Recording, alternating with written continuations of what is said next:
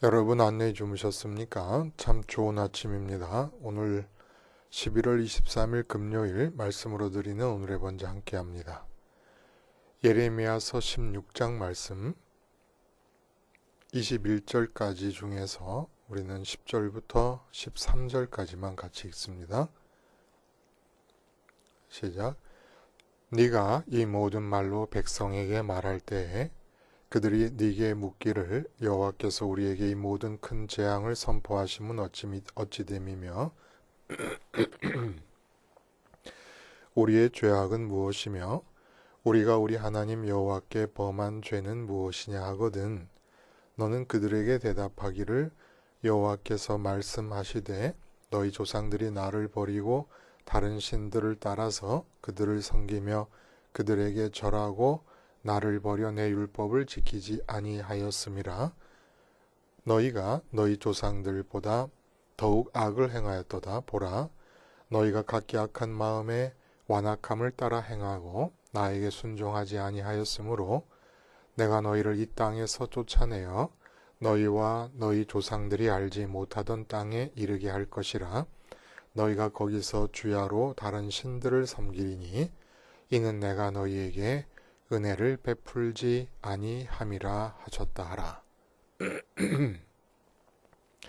오늘 우리가 함께 읽은 말씀 중심으로 비전과 열정, 은혜 못 받은 증거라는 제목의 하나님 말씀 증거합니다. 비전과 열정, 은혜 못 받은 증거. 여러분 고린도 후서 6장에 하나님의 은혜를 헛되이 받지 말라. 그리고 또 보라 지금은 은혜 받을 만한 때요 라고 말씀을 하십니다. 우리가 구원을 받은 자로서 구원을 받았음에도 불구하고 여전히 계속 받고 싶은 게 은혜 아닙니까? 아마 세상 천지에 은혜를 거절할 사람은 없을 것 같아요. 심지어 믿지 않는 사람들까지도 은혜라는 말이 그들에게 무엇을 가리키는 것인지는 모르겠지만 나쁜 것일 리는 없을 거 아니겠습니까? 그러니까 은혜를 거절하는 사람은 없어요. 그래서 우리도 날마다 구원받은 자로서 구원받았다고 믿는 자로서 여전히 은혜를 받기 위해서 간구하고 기도드립니다. 근데 여러분 우리가 그렇게 받고 싶어하고 또 때로는 받았다고 말한 적도 많이 있는 그 은혜, 그게 대체 뭐지요?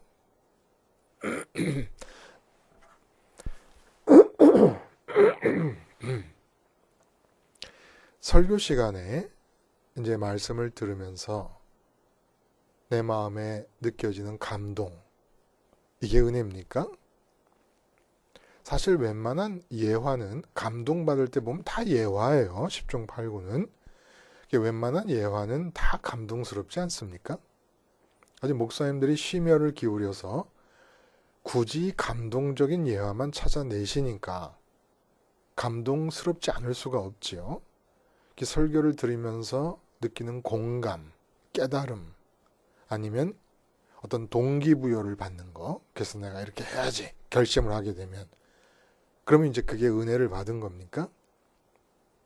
혹은 삶에서 경험하게 되는 기적적인 역사들, 병고침을 받는다든지 실타래 꼬인 것처럼 꼬여있던 문제가 풀린다든지 그리고 걱정했던 문제가 형통한다든지 이런 것이 은혜입니까? 세상적으로 희망을 부어주는 그런 설교, 그래서 미래에 대해 강력한 기대를 갖게 되면 은혜 많이 받았다 이러잖아요. 이게 진짜 은혜일까요? 언급한 것들은 그 중에서 어느 것들은 다도 아니고 어느 것들은 은혜를 받은 결과로 따라오는 부소물들일 수는 있지만 은혜는 그 자체가 아닙니다. 제가 지금 언급한 그 어느 것도 은혜가 아니에요. 설교 시간에 들었던 감동, 공감, 동기부여, 깨달음, 그리고 병 고침 이런 게 은혜가 아니에요. 오늘 본문에서 예레미야 선지자는 은혜가 뭐다라고 하는 말을 부정적으로 하나님의 말씀이죠. 예레미야 선지자 입을 통해서 들려주시는 하나님의 말씀인데 은혜가 뭐다라고 하는 것을 부정적인 측면에서 우리들에게 말씀하고 계십니다. 근데 참 낯설어요. 그렇게 은혜를 우리가 많이 외치고 있고 많이 듣고 있고 합니다마는 참 이런 식으로 은혜에 대해서 얘기한 것을 들어본 적이 별로 없는 것 같아요. 뭐냐? 이 땅에서 이루고 싶은 비전, 꿈, 이상, 소원 등을 향한 열정이 있다면 그것은 곧 은혜 받지 못한 증거다. 이렇게 얘기하십니다.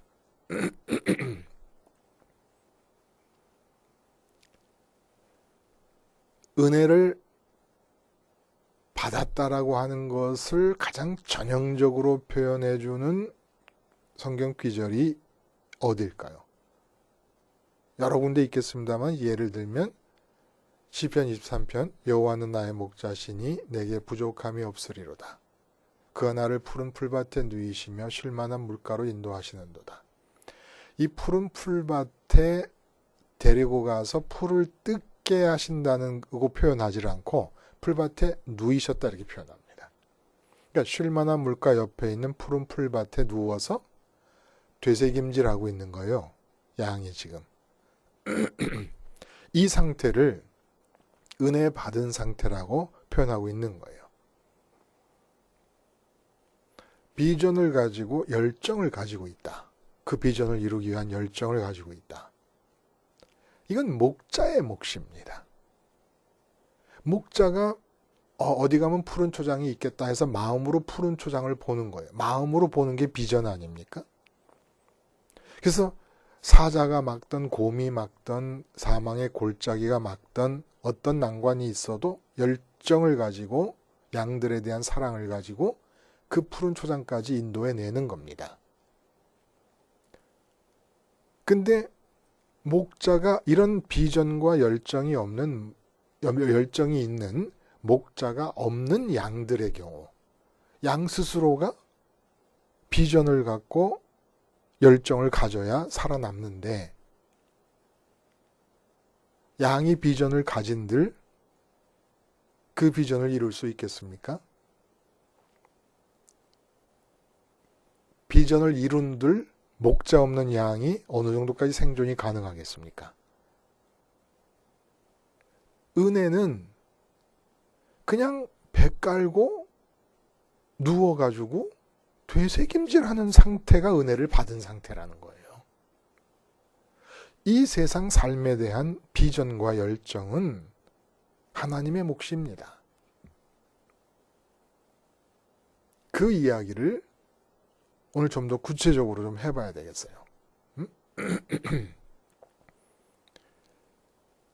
이 세상에서 이루고 싶은 비전이 있고 열정을 가지고 이루어가는 과정 중에 하나님께 기도하면서 은혜를 구하는데 그 내용이 내가 지금 마음으로 보고 있는 이 소원들이 이루어질 수 있게 해주시옵소서라고 기도한다면 은혜와 정반대의 영적 구조를 유지하면서 은혜를 구하고 있다는 겁니다. 그건 은혜를 받을 수 있는 기도가 아니에요.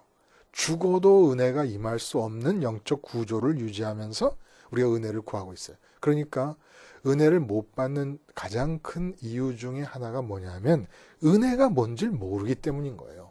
은혜가 뭔지를 모르기 때문에 은혜 받을 수 없는 구조를 유지하면서 기도를 하고 있다는 겁니다. 은혜가 뭔지만 알아도 기도의 내용이 바뀌어요. 그러면 정확하게 은혜를 알고 은혜를 향해서 기도를 드리면 10중 8구는 응답이 될 수밖에 없습니다. 하나님이 가장 좋아하시는 기도가 은혜를 구하는 기도예요. 근데 엉뚱한 기도를 드리고 있다는 겁니다. 전혀 은혜가 아닌 것들, 은혜가 임할 수 없는 영적 구조를 가지고 은혜를 구하고 있다는 거예요. 그래서 오늘은 중탱이를 딱 읽었어요. 본문의 중탱이를. 우리가 읽은 10절부터 13절은 중탱이라는 말이 어디 말이지요? 중간 부분.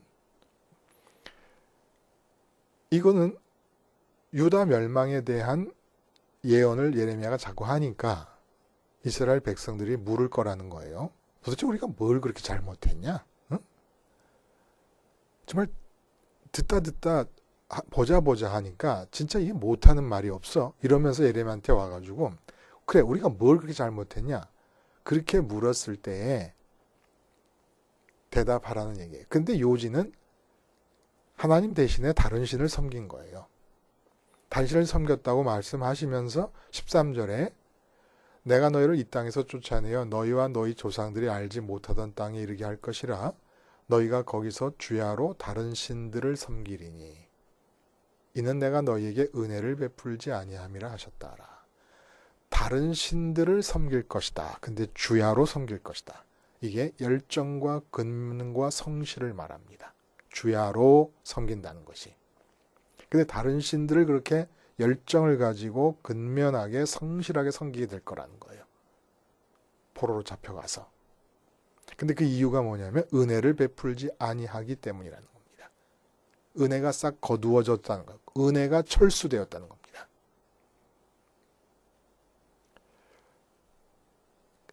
결국 유다에게 내려지는 참담한 멸망의 원인이 다른 신을 섬기는 것이고 그 다른 신을 열정적으로 섬기게 되는데 은혜가 없는 상태라는 겁니다. 근데 이 다른 신이라는 것은 예수님의 말씀을 빌어서 우리가 다른 신을 추적해 보면 하나님과 재물을 겸하여 섬길 수 없다. 재물이 다른 신이에요. 또 마태복음 19장 같은 경우는 내 이름을 위하여 집이나 형제나 자매나 부모나 자식이나 전토를 벌인 자마다 여러 배를 받고 영생을 상속하리라. 집도 다른 신이 될 수 있다는 거예요. 형제나 자매나 부모나 자식이 다른 신이 될 수 있다는 겁니다. 전토, 내 재산이죠. 전토도 다른 신이 될 수 있다는 거예요. 또 누가복음에는 무릇 내게 오는 자가 자기 부모와 처자와 형제와 자매와 더욱이 자기 목숨까지 묘하지 않으면 내 제자가 되지 못한다. 무슨 얘기입니까? 부모와 처자가 다른 신이 될 수 있고 형제 자매, 내 목숨, 내 육체도 다른 신이 될 수 있다는 겁니다. 그 중에서 재물이 예수님이 꼽으신 대표적인 다른 신인 거예요. 근데 주야로 다른 신들을 섬긴다고 그랬어요. 이게 무슨 얘기입니까? 하나님의 은혜를 베풀지 않으시면 주야로 다른 신을 섬기게 된다. 주야로 섬긴다는 게 말씀드린 대로 열정과 성실과 근면을 다해서 섬기는 것을 말합니다. 그래서 이 다른 신들을 왜 섬겨요? 왜 자식이라는 다른 신을 섬깁니까? 그 자식이 내 마음에 비어있는 부분을 채워주고 만족과 기쁨을 준다고 믿기 때문이에요.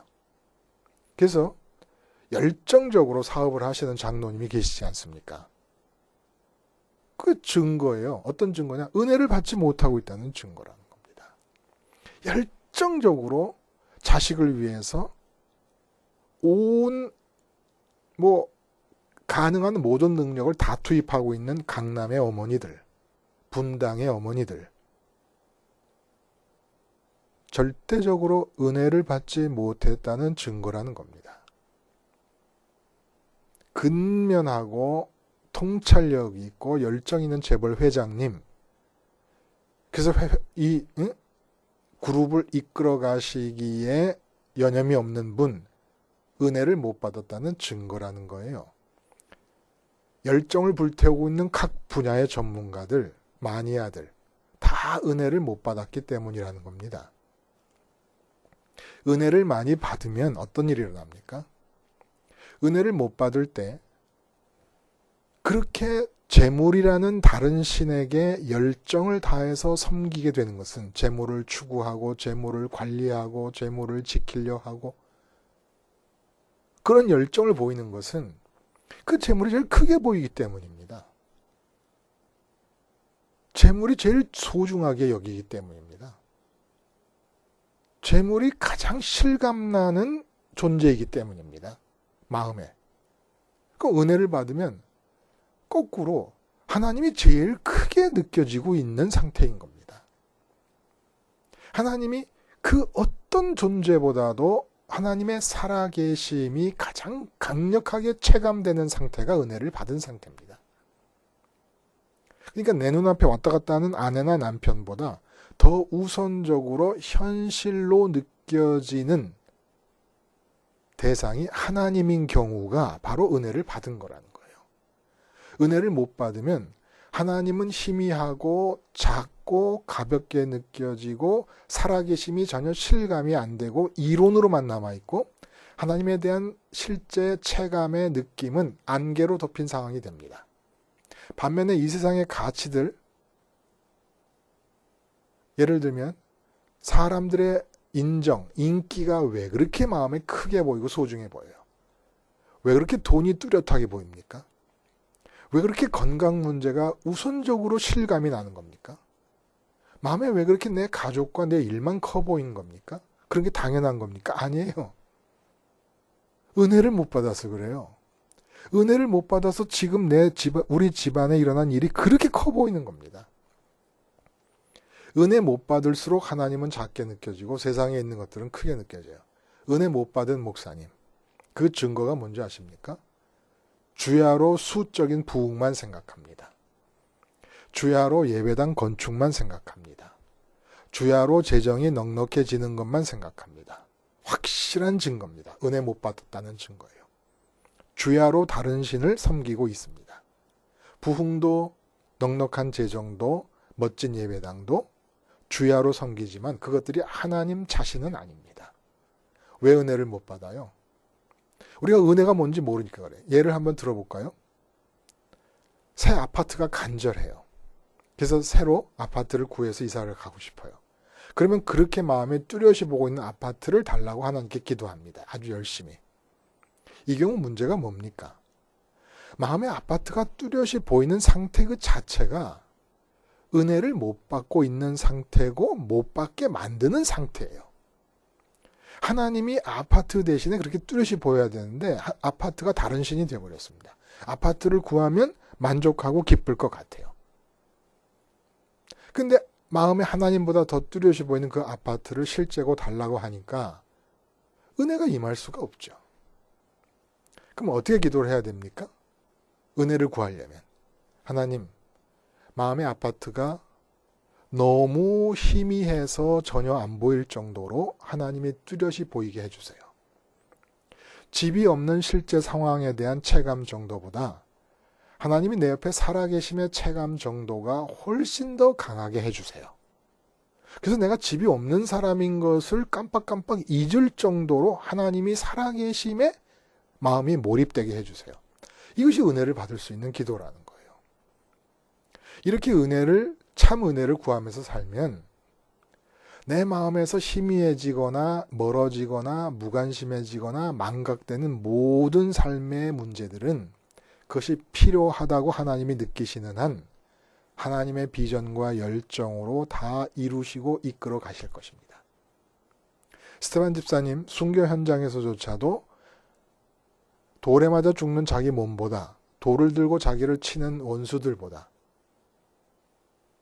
하늘에 계시는 하나님과 예수님을 더 뚜렷이 보십니다. 이게 은혜라는 거예요. 이게 은혜라는 거예요.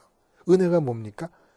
지진이 일어나도 하나님이 더 크게 보이는 것. 이게 은혜라는 겁니다. 지진이 더 크게 보입니까? 그럼 은혜를 거두어 가신 것이에요. 스테반 집사님의 제자들이 사도들로 변하는 과정을 보세요. 예수님 따라다니면서 열정을 갖고 있어요. 세상에서 이루고 싶은 비전이 있고 열정이 있어요. 쫓아다닙니다. 그러다가 십자가에서 돌아가시다 다 도망갔다가 다시 수습이 되고 오순절이 지났습니다. 세상 비전이 하나도 없어요. 아무것도 이루고 싶은 게 없어요. 세상에 대해서.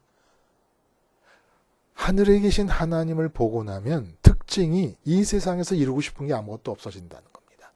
뚜렷이 보면 볼수록, 확실히 보면 볼수록 이 세상에서 이루고 싶은 게 아무것도 없어요. 비전? 거짓말하지 마요. 세상을 향한 열정? 그따위께 어디 복음에 끼어들 수가 있습니까? 불가능한 거예요. 불가능한 거예요. 목회에 대한 열정, 누가 목회에 대해 열정을 가지래요? 예? 누가? 언제 그랬습니까? 아무것도 하고 싶은 게 없어야 돼요. 차라리 몸을 떠나 주님과 함께 거하고 싶다. 그런데 하나님의 세상에 대한 열정과 비전 때문에 내가 붙잡혀 있다. 응? 내가 빨리 올라가고 싶은데 세상에 대한 하나님의 비전과 하나님의 열정 때문에 내가 지금 정말 죽지 못해 이렇게 살아가고 있다. 이게 복음을 받아들이고 은혜 받은 사람들의 고백인 것입니다. 그래서 이렇게 은혜가 뭔지를 알고 구해야 될 텐데 은혜를 모르면서 사는 선민의 결과, 그것이 바로 오늘 본문에 나타나는 멸망이고, 그 멸망을 예언함에 있어서 하나님께서 앞부분에, 우리가 읽지 않은 앞부분에서 세 가지 금지 명령을 내리십니다. 예레미야에게. 너 결혼하지 마라. 예레미야가 젊은데 20살에 소명을 받았으니까 결혼하지 말래요. 그리고 상갓집에 가지 마라. 그리고 한 가지 명령이 더 떨어집니다. 잔치집에 가지 마라. 결혼을 금하신 것이 무슨 의미가 있겠습니까? 결혼이라는 거, 하나님께서 만드신 최초의 첫 번째의 인간 간의 관계입니다. 근데 그 인간 간의 첫 번째 관계인 결혼이 어떻게 시작이 됩니까? 아담이 따로 하나님을 만나고 하와가 따로 하나님을 만났을 때 아담과 하와를 만나도록 해주셔서 가능해진 것이에요. 그러니까 하나님이 가장 우선적으로 가장 뚜렷하게 보이는 상태가 유지되면서 이루어져야 될 일이 결혼이고 인간관계라는 거예요. 근데 다 뒤집어 버렸어요. 선민들에게서조차도. 다른 사람들이 그렇게 사는 건 상관이 없는데 전부 아내가 제일 커 보여요. 남편이 제일 커 보이고 자식이 제일 실감나요. 그래서 하나님이 은혜를 거두어 드리지 않으시고 그래도 은혜를 누리게 하시려고 끊임없이 참으시고 경고하시고 가르치시고 때로는 매도드시고 내가 더 먼저 보여야 되고 내가 더 크게 보여야 되고 네 아내보다 네 남편보다 네 자식보다 부모보다 내가 더 크게 보여야 되고 먼저 보여야 된다는 걸 계속 가르쳐 주신 겁니다. 은혜를 받고 결혼 생활이 가능하다는 것을 가르쳐 주신 거예요. 먼저 은혜가 있고, 은혜가 뭐예요? 남편보다 하나님이 더 먼저 크게 소중하게 무겁게 느껴지는 게 은혜란 말이에요. 그리고 이 모든 인간관계는 이렇게 하나님이 제일 먼저 어떤 인간을 만나더라도 그 이 사람보다 더 크고 더 먼저 더 소중하게 더 무겁게 그렇게 느껴지는 하나님이 내 마음에 있는 가운데 맺어야 되는 관계인데 만나는 인간마다 이렇게 커 보여요. 반면에 하나님은 이론으로만 하나님이 계시고 살아계시고 천지를 창조하신 것이지 하나님이 살아계심은 아주 그냥 좁쌀할 만큼도 크게 안 보이고 아예 안개 속에 덮여가지고 희미해서 머리에만 남아있어. 마음은 체감을 못해요. 그래서 결혼하지 말라 그런 거예요. 지금 시대가 어떤 시대냐? 하나님이 제일 크게 보이고 제일 먼저 제일 무겁게 제일 소중하게 보이는 상태면은 인간관계가 다 은혜일 수 있어요. 원수를 만나도 스테반 집사님처럼 원수에 대해서 은혜스러운 태도로 대할 수 있어요. 근데 이건 뭐? 하나님은 어디 갔는지 알 수가 없어요. 눈에 보이고 만나고 귀에 들리는 사람들 만나면 만나는 대로 사람이 이따만큼 커 보이니까 결혼하지 말라는 거예요. 지금의 영적 상태를 보여주는 겁니다. 그래서 상갓집에 가지 말라는 말씀도 무슨 얘기겠습니까? 슬퍼하지 말라는 거예요.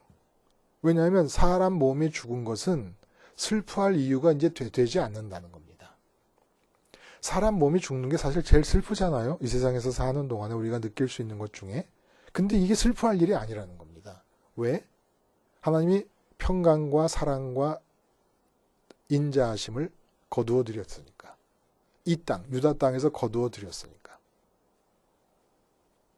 이방 땅에도 하나님을 몰라도 햇빛이 비치고 비가 내리면서 곡식이 자라서 그들이 먹고 삽니다. 하나님이 아직 은혜를 완전히 철수시키지 않은 상태예요. 근데 선민의 땅, 이 가나안 복지에서 하나님이 은혜를 철수시키겠다는 거야. 평강과 사랑과 인자를, 긍휼을 빼버리시겠다는 겁니다. 그러면 몸이 죽는 게 슬퍼할 일이 아니라는 겁니다. 은혜가 없는 게 슬픈 것인데 하나님이 제일 크게 보이지 않고 하나님이 제일 무겁게 보이지 않고 하나님이 제일 소중하게 보이지 않고 하나님이 우선적으로 체감되지 않는 게 그게 제일 슬픈 일인데 제일 슬퍼할 일이 빠져버렸으니까 새삼스럽게 몸이 죽었다고 슬퍼할 게 아니라는 거예요. 예를 들어 제일 큰 슬픔이 주어졌을 때 그 작은 슬픔들은 슬픔이 아니지 않습니까? 나인성 과부에게서 그 외아들 독자가 죽었어요. 한 몇 살인지 모르지만 한 청년 나이 20살 정도에서 죽었다고 합시다. 과부의 과부, 그 옛날의 과부. 요즘 과부는 달라요 또. 요즘 과부가 문제가 될 게 뭐 있습니까? 남편 있는 사람보다 차라리 과부가 난 경우가 많지요, 요즘은. 낫다고 느끼는 그런 느낌을 갖는 것이 문화적 분위기 아닙니까? 그럴 수도 있는 게. 그래서 남편한테 무슨 삼식이 놈이라는 둥, 두식이라는 둥, 일식 씨라는 둥, 이렇게 말할 정도로. 근데 그 옛날의 과부는 남자 없으면 시체인 거예요, 사회적으로는. 그러니까 아들 하나 있는 거 그거 보고 살았는데 그게 죽었어요. 그러면 이스라엘이 망한다고 이 나인성 과부에게 슬픔이 보태지겠습니까? 나라가 망한다고? 자기가 암에 걸려서 죽을 병이 걸렸다고 슬픔이 보태지겠어요? 차라리 기쁘지요. 내가 아들 따라 가니까 기쁘다. 이런 거라는 거예요. 하나님이 은혜를 철수시켜버리면 당신의 평강과 당신의 사랑과 당신의 긍휼하심을 철수시켜버리면 이제 죽음의 죽음입니다. 죽음 위의 죽음이라는 거예요. 육체가 죽는 것 따위는 슬픔이 될 이유가 없다는 것이 하나님의 가치관에서 예레미야에게 전달된 명령입니다. 왜 슬퍼하냐는 거예요? 몸이 죽는 것 때문에. 원래 몸이 죽는 건 슬퍼할 이유도 아니었어요, 사실은. 하나님의 은혜는 우리 몸이 이 세상의 모든 좋은 일은 몸이 죽으면서 끝나지만 하나님의 은혜만큼은 몸이 죽은 뒤에도 계속 따라와요, 우리를. 몸이 죽은 뒤에도. 그러니까 몸이 죽는 게 아무 문제도 아닌 거예요. 하나님의 은혜를 받으면.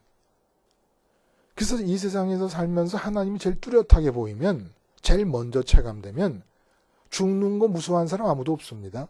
다 하나님이 뚜렷하게 안 보이니까 죽는 걸 무서워하죠. 그게 은혜가 철수가 됐는데 나인성 과부에게서 아들이 죽었는데 다른 슬픔이 있겠냐라는 것처럼 하나님이 은혜를 철수시켜버렸는데 그 땅에 무슨 슬퍼할 일이 있냐는 겁니다. 잔치집을 가지 말라는 것도 마찬가지예요. 하나님의 은혜를 철수시켰어요.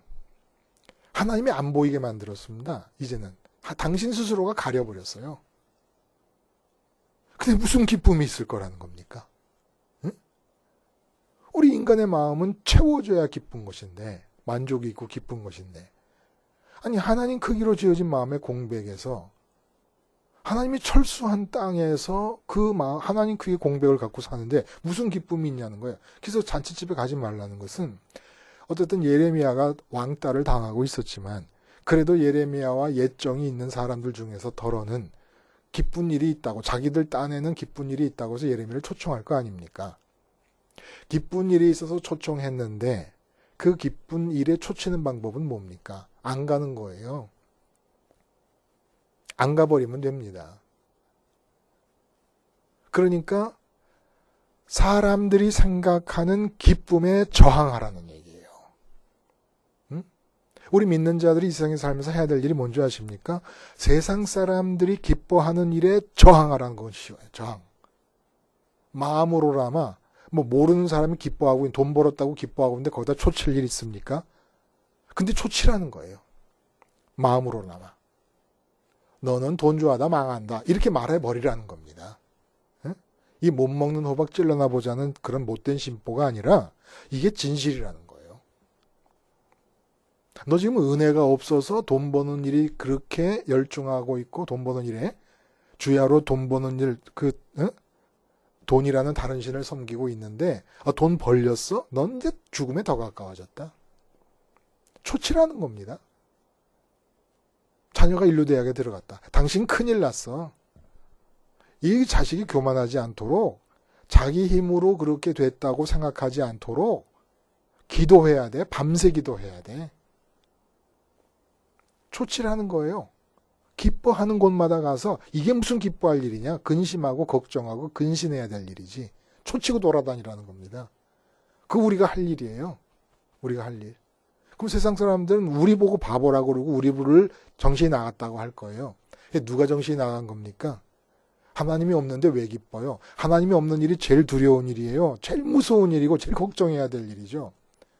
왜 자꾸 하나님보다 돈이 커져 보이는 겁니까? 왜 자꾸 하나님보다 자식이 커져 보이고 아내와 남편이 더 커져 보이고 왜 자꾸 하나님이 살아계심에도 불구하고 내 옆에 계심에도 불구하고 집 문제가 더 커져 보이는 겁니까? 이거 어쩌자는 거예요? 왜 자꾸 내 몸의 건강이 하나님보다 더 커 보이는 겁니까? 은혜 못 받아서 그렇잖아요. 은혜 못 받아서 그런 거예요. 우리 은혜를 위해서 기도해야 돼요. 몸에 병 걸렸는데 병이 낫는 게 은혜가 아니에요. 병 걸린 몸보다 하나님이 더 크게 보이는 게 은혜지요. 그렇게 하나님이 병 걸린 몸보다 더 크게 보이면 은혜의 결과로 그 은혜의 여파로 병이 나을 수도 있겠지요. 그러나 네 목숨보다 나를 더 사랑하지 않으면 안 된다고 목숨을 미워하지 않으면 안 된다고 그랬잖아요. 예수님이. 목숨이 내 다른 신이에요. 하나님이 크게 보여서 내가 죽는 게 너무 작게 보여가지고 느껴지지 않는 거. 이게 은혜라는 겁니다. 응? 집이 없는데 집이 생기는 것이 은혜가 아니라 집이 없다는 상황보다 그래서 이쁜 집이 마음에 보이는 것보다 더 크게, 더 뚜렷이, 더 무겁게, 더 먼저 하나님이 체감되는 게 그게 은혜라는 겁니다. 그게. 주야로 다른 신을 섬겨요. 집을 섬기고 건강을 섬기고 돈을 섬기고 아내를 섬기고 남편을 섬기고 섬긴다는 게 뭐예요? 그들이 내게 기쁨이 될 거라고 믿어서 그들과 관계를 맺는데 밤낮으로 그들을 마음에 담고 사는 거예요. 은혜가 없어서 그래요. 어떻게 해야 됩니까? 우리는 아예 체질적으로 은혜를 못 받는 구조로 마귀의 유혹을 받아가지고 만들어져 버렸어요. 체질적으로 이 세상이 커져 보여. 이 세상에 있는 것들이. 그러니까 은혜 받는 기도를 하려면 반드시 십자가 예수님이 필요합니다. 십자가 예수님이 길이에요. 은혜 받는 길이에요. 십자가에서 예수님과 함께 내가 죽은 자라는 사실을 줄곧 기억해 나가지 않으면 하나님이 크게 보일 수가 없어요. 은혜가 임할 수가 없다는 거예요. 그러니까 이 유다 사람들의 문제도 뭐입니까? 번제단, 상번제, 번제단에서 드려진 날마다 드려지는 상번제를 상활하지 않은 거예요. 왜 괜히 어린 양을 아침 저녁으로 한 마리씩 죽여요? 왜? 왜 죽여? 왜? 거기 참여하는 사람 아무도 없고 제사장들끼리 모여가지고 왜 양을 괜히 죽이고 있어요? 약속이에요. 아침 저녁으로 죽이겠다는. 번제로 드리기 위해서. 그러면 어디 살든지 간에 삶의 현장에서 나타나는 사건들이 하나님보다 더 커 보이잖아요. 그럴 때마다 하나님보다 더 커 보이는 세상 것이 더 커 보이는 내 마음이 어린 양과 함께 죽으라고 상번제를 일 없이 죽이고 있는 거예요, 지금. 아침과 저녁으로. 근데 엉뚱하게 번제를 생각한 거예요. 내가 사업 잘 되고 싶으니까 양 드려야지. 그리고 번제를 드리는 거예요. 은혜가 임할 수가 없죠. 사업이 안 될 때 은혜는 뭔지 아십니까? 사업이 안 되는 상황보다 하나님이 더 크게 보이는 거. 그래서 사업이 안 된다는 상황이 깜빡깜빡 자꾸 망각해요. 사장님, 지금 사업이 안 된다니까요. 아, 그렇지. 미안. 이게 은혜 받은 거라는 겁니다.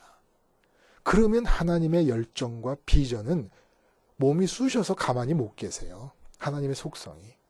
우리가 하나님을 더 크게만 보고 세상 일을 깜빡깜빡 자꾸 잊을 정도로 하나님을 크게 보면 하나님은 몸이 쑤셔가지고서라도 당신이 갖고 계신 나를 통해 이루시는 비전과 열정으로 움직여 나가십니다. 하나님 못 말리세요. 그 비전과 그 열정으로 움직이신 하나님을 누가 말려요. 근데 우리는 계속해서 하나님이 이루시는 걸 보면 안 되고 하나님만 보는 거예요. 그러기 위해서 십자가를 계속 붙잡고 나는 손과 발에 못 박히고 허리에 창에 찔려가지고 머리에 가시면류관 쓰고 죽어있는 자다. 못 박힌 상태가 나다. 세상에 대해서 하나님이 이루시는 모든 것에 대해서 난 죽은 자가 돼야 돼요. 안 그러면 또 하나님 놓쳐요. 하나님이 이루신 세상 것을 얻기 위해서 하나님을 놓쳐버리고 말아요. 그럼 또 은혜가 사라져버리니까. 죽을 때까지 십자가에 매달려 있어야 되는 거예요.